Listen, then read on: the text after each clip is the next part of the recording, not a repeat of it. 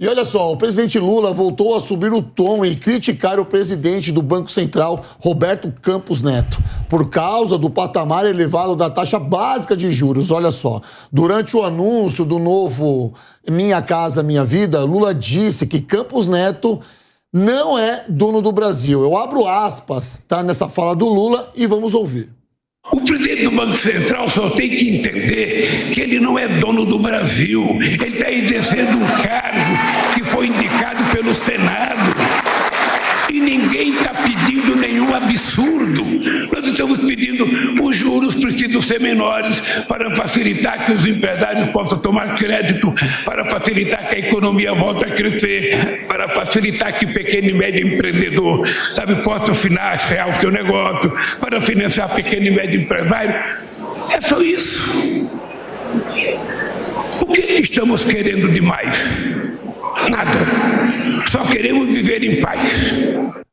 Olha só, eu assisti, tá, esse pronunciamento do Lula, só que eu tentei buscar informações sobre o que ele disse sobre o Roberto Campos Neto, que se acha o dono do Brasil. Em momento algum eu achei isso, Felipe Monteiro. Acho que há um exagero na fala quando ele diz que o Roberto Campos se acha o dono do Brasil simplesmente por ele não ceder às relações financeiras do país e não baixar os juros, porque isso tudo, essa métrica já era esperada.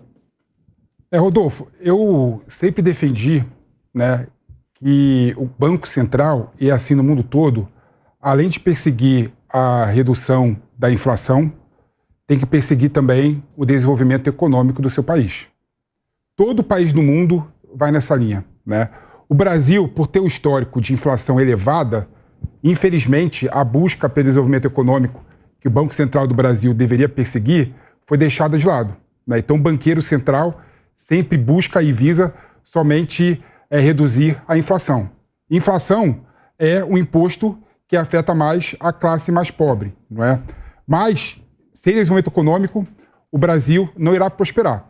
E quando você pega o mundo todo, né, você vê os Estados Unidos com uma inflação de 9,25% e uma taxa de juros próxima de 5%, a União Europeia com uma inflação de cerca de 6% e uma taxa de juros de 3,25%, você olha para o Brasil e vê que não tem nenhum sentido o que o presidente do Banco Central está fazendo.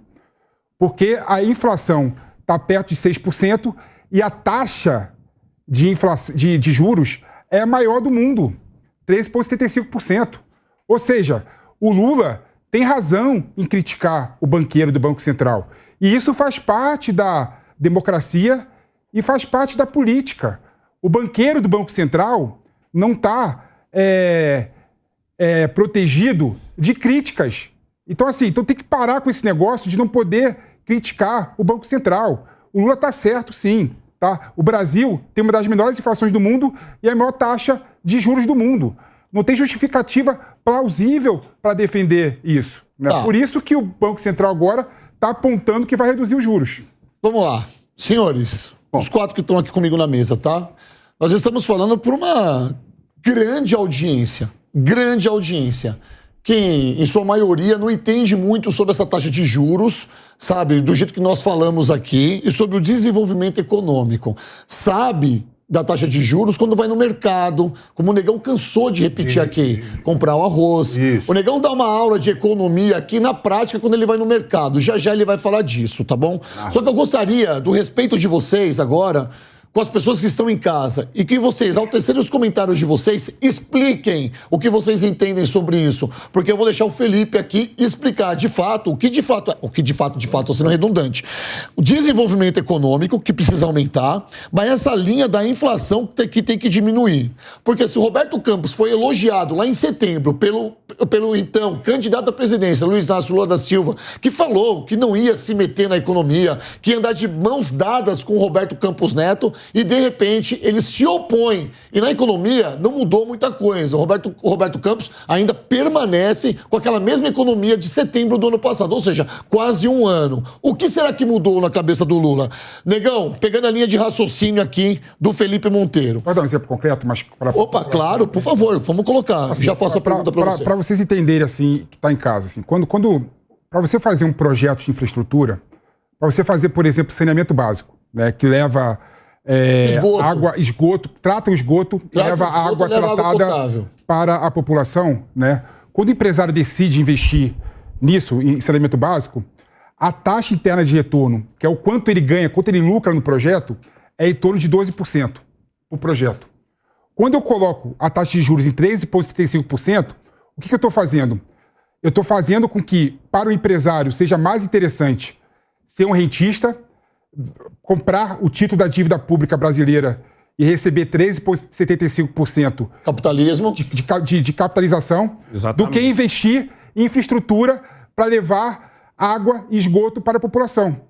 E sem obra de infraestrutura, sem obra pública, você não gera emprego, porque você precisa de emprego para fazer as obras.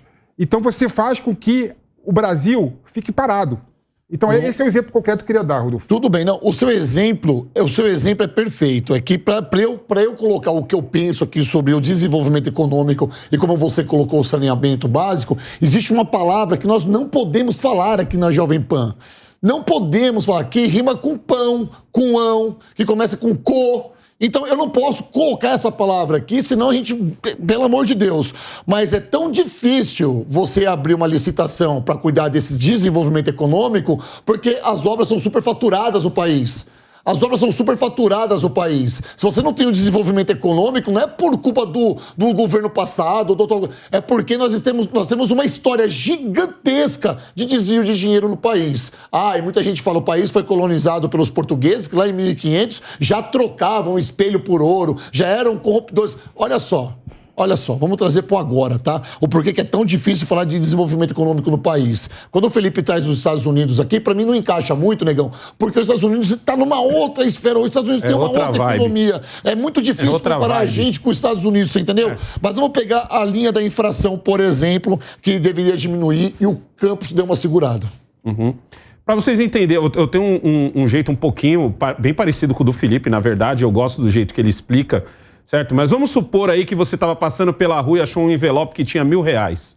Vamos lá. Aí você tem o seu vizinho que está precisando de dinheiro e pede para você emprestado esses R$1.000, certo? Se você já conhece o histórico de vida do seu vizinho, se você vê que é um vizinho que gosta de encher a cana, que não paga as pessoas, e mesmo assim, como ele é seu brother, você quer emprestar esses R$1.000 para ele, você vai aumentar a taxa de juros em cima desses R$1.000. Se você tem um outro vizinho do outro lado, esse vizinho já é um vizinho mais conciso, você sabe que é um vizinho que vai pegar esses R$1.000 e vai investir, ao invés de pegar esses R$1.000 e torrar aí com festa e tudo, aí você já diminui a taxa dele, porque a probabilidade dele te pagar é muito maior. Ou seja, ele teria uma taxa de juros menor. A taxa de juros é literalmente o dinheiro que a gente empresta para o governo. E quanto ela volta é quanto a gente vai receber de juros. O exemplo do Felipe foi perfeito. Se um empresário hoje... Só que eu não pegaria o exemplo da obra pública, mas é porque ele deu esse exemplo porque o Rodolfo pediu. Vamos pegar um empresário normal que está a fim de expandir a sua empresa. E ele fala assim, cara, eu vou abrir uma filial da minha empresa.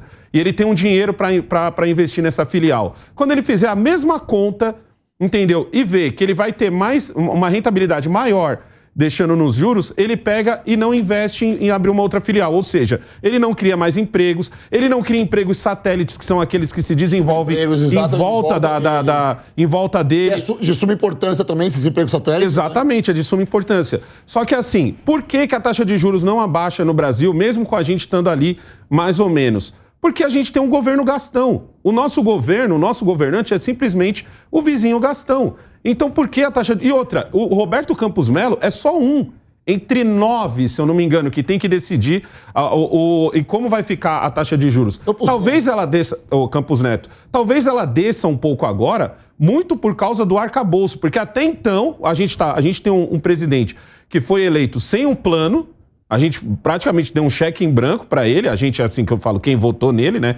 Deu um cheque em branco, ele ganhou, ou seja, se ele ganhou, ele tá administrando o Brasil, ele tá administrando eu que não votei, o Felipe que votou e assim por diante. Pra todo mundo, né? Tá, ele tá administrando para todo mundo. Então, ele não tinha com o que barganhar. Ele chega perto agora da barganha por causa do arcabouço fiscal que passou, que também por causa da reforma tributária, mesmo ela não sendo implantada tão cedo, mas pelo pelo menos já é uma vitória dele. Eu acredito que dessa vez possa abaixar. Mas vocês entendem como funciona a barganha? Balança, não né? é uma coisa do, o Roberto Campos Neto isso. acordou de ovo virado e ele não gosta do Brasil. Não é assim que funciona. Entendeu? Acordou de cabeça virada. foi isso que o Negão falou. Ele não gosta do Brasil.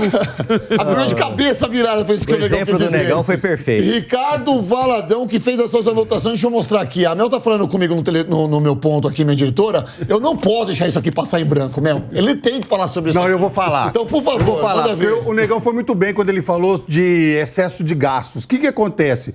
Se você tem um país que gasta além daquilo que recebe, é claro que a inflação ela vai subir. Isso aí a gente já viveu nos anos 80 com 80% de inflação. Agora, quando um presidente gasta mais de 7 milhões com viagens e não traz nenhuma receita lá de fora ou algum projeto que traz para nós, deita numa cama de 63 mil reais enquanto tem gente pedindo comida no semáforo. Quando você vê o nosso próprio ministro tocando violão, vem algumas notas musicais na minha cabeça. A economia tá de dar dó. Porque o Brasil tá dando ré. E tem um monte de mimizento que tá de férias agora, sem fazer o seu trabalho. E aí, nós vamos fazer o quê? Ficou aí pra você. Tá vendo? O arcabouço e o agro são responsáveis por tal segurança que talvez agora o Roberto Campos Neto tá vendo que há uma progressão no Brasil no sentido de que agora o Brasil tá seguindo uma linha mais tranquila. E não com medo, porque isso aqui, ó, gastos excessivos com o governo vai ser o grande terror do Brasil nos próximos anos. Não, agora deixa eu- você vai me desculpar agora. Peraí. Claro. Tem que fazer uma mini intervenção. Desculpa, Palumbo. Os indicadores econômicos e financeiros do Brasil, esse ano, estão muito melhores do que do ano passado.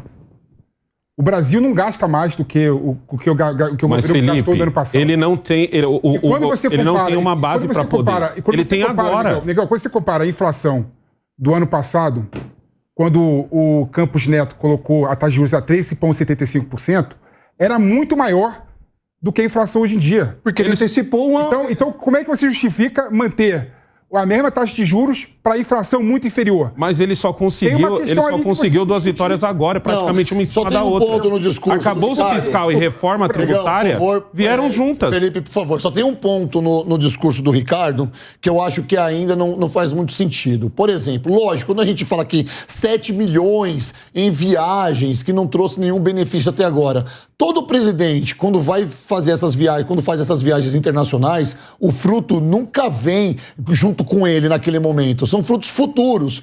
E aí sim, eu concordo quando se a oração fosse assim, 7 milhões de reais investidos em viagens, será que isso vai transformar no futuro em algum benefício para o país? Será que essa viagem vai trazer, será que esse dinheiro gasto com viagem vai trazer algum benefício para o Brasil? É isso que nós estamos esperando. Palumbo. Eu discordo do Negão dessa vez. Você fala que o Lula não tem um plano de governo? Claro que ele tem. Foi dar picanha e cachaça pro povo. Ele se elegeu falando essa bobagem e até agora só tá roendo o osso do povo. E o Roberto Campos, ele tá cuidando para não estourar o Brasil de vez. E o Lula, ele está cometendo um ato de hipocrisia, porque ele falou na campanha inteira que o presidente do Banco Central teria que ser independente. Ele está sendo, mas o Lula não deixa, porque toda hora ele quer meter o bedelhão aonde não foi chamado. Então, tudo que ele fala não está se escrevendo neste momento. Também falou sobre a indicação do ministro do STF, que não poderia ser amigo. O que ele fez logo em seguida? Indicou um amigo. Então, deixa o presidente do Banco Central trabalhar, que, aliás, na minha opinião, está trabalhando muito bem, porque senão, do jeito que esse governo é gastão, a conta vai chegar, e vai chegar para o povo pagar, que já está roendo o osso. Futuramente, se continuar assim, nem osso vai roer.